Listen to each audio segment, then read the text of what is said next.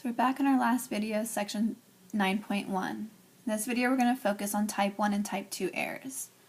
So through inference we are making conclusions about our parameter. In the end we don't ultimately know if we're right or wrong.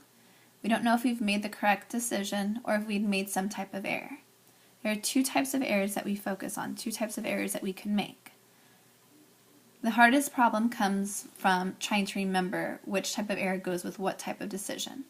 So one thing I would suggest is that you create this chart. If you can always refer back to this chart, it might help you in deciding one way or the other. I'm going to give you a couple other ways to help you remember. So first, if you're looking at the chart, we can either reject the null or we can fail to reject the null. And we have the null is true or the null is false. Now, if we reject the null when the null is actually true, that's committing a type 1 error.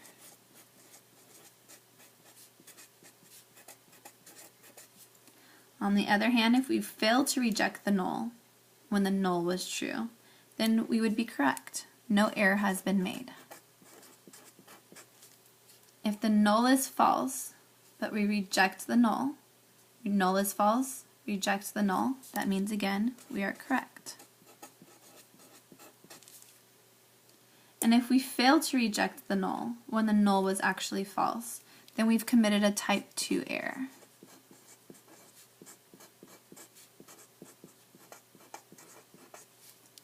Again, to connect this back to our court trials, something that you should be familiar with, if we make a type 1 error, type 1 error occurs when we reject the null when the null is true.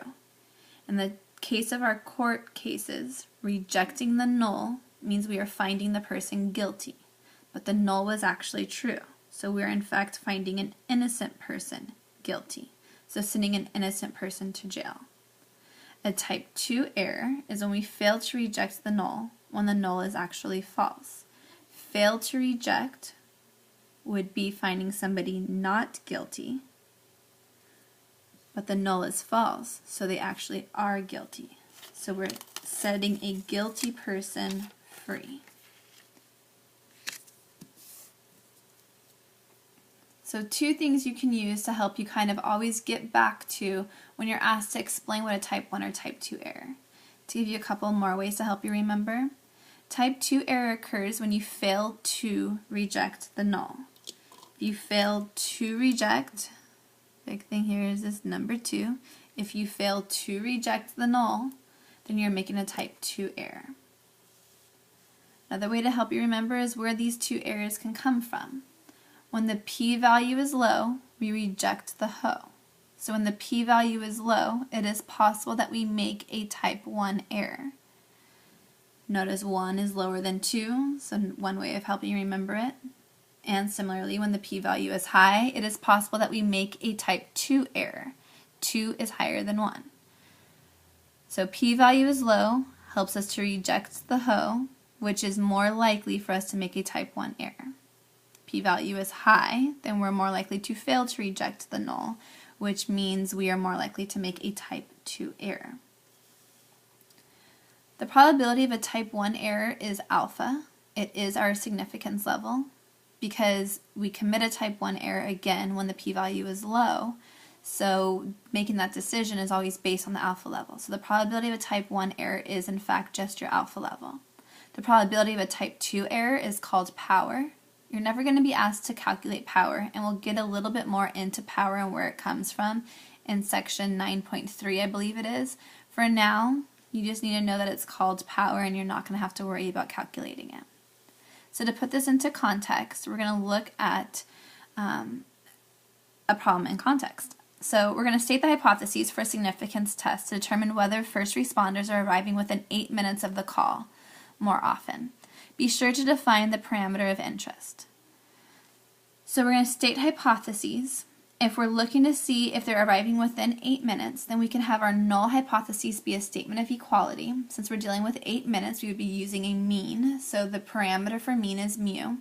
So we'd be looking to see if mu is equal to 8. Our alternative hypothesis would be what we wouldn't want to happen, or what we're trying to find evidence for, which is that the mean is actually greater than 8, that the response time is increased.